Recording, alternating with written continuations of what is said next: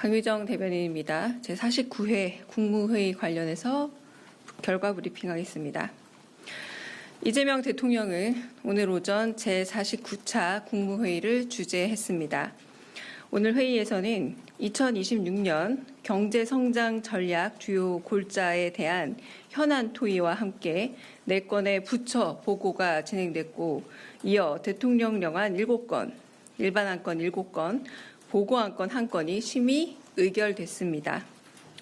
특히 대통령령안 7건 중에는 이재명 정부의 국정과제와 관련된 법령 개정 3건이 포함됐습니다. 재생에너지 중심 대전환 구축과 관련된 신재생에너지법 시행령, 아동, 청소년의 건강한 성장 및 다양한 가족 지원을 위한 학교 밖 청소년법 시행령, 정비사업 공공성 강화를 위한 도시정비법 시행령이 통과됐습니다. 또한 기후에너지 환경부가 보고한 2035 국가 온실가스 감축 목표안 NDC도 2018년 대비 최소 53%에서 최대 61%로 확정됐습니다.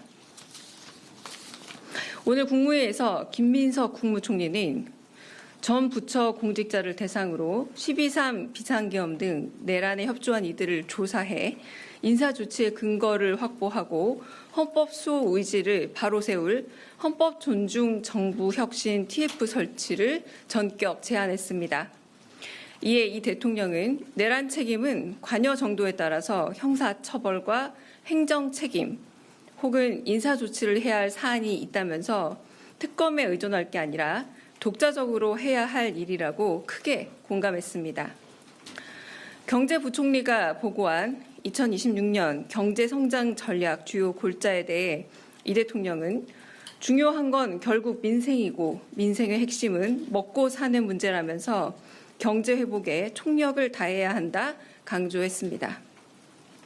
특히 식품 관련 물가 안정이 정말 중요하다면서 대기업들이 독과점적인 지위로 물가를 올리고 서민들의 부담을 가중시키는 행위를 철저하게 관리하고 통제해달라 당부했습니다.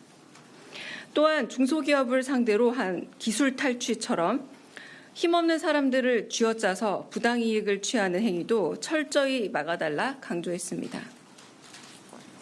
국내 주식 장기 투자 촉진과 관련해서는 경영권 확보를 위해 주식을 장기 보유하는 대주주가 아닌 일반 투자자들이 실제 혜택을 볼 수 있게 세부적인 계획을 잘 만들어야 한다고 언급했습니다. 법무부가 마련한 혐오 발언에 대한 대응 방안과 관련해 이 대통령은 사실 적시 명예훼손의 폐지도 함께 검토해달라 지시했습니다. 또한 혐오 현수막을 달기 위해 정당법을 악용하는 사례까지 등장한다면서 정당법 개정 필요성과 함께 온라인상의 혐오 게시물을 방치하는 플랫폼 사업자에 대한 과징금도 검토해달라 당부했습니다. 문체부가 마련한 공연 스포츠 분야 안표 근절 방안에 대해서는 형사처벌을 없애고 과징금 액수를 키우는 게 더 효과적이라면서 신고 포상금 제도 도입도 고려할 것을 지시했습니다. 오늘은 특별히 대통령의 모두 발언과 현안 토의, 부처 보고 외에도 일반 안건과 보고 안건을 심의 의결하는 전 과정이 생중계됐습니다. 대한민국 정부 사상 최초로 국무회의의 거의 모든 과정이 공개된 것입니다.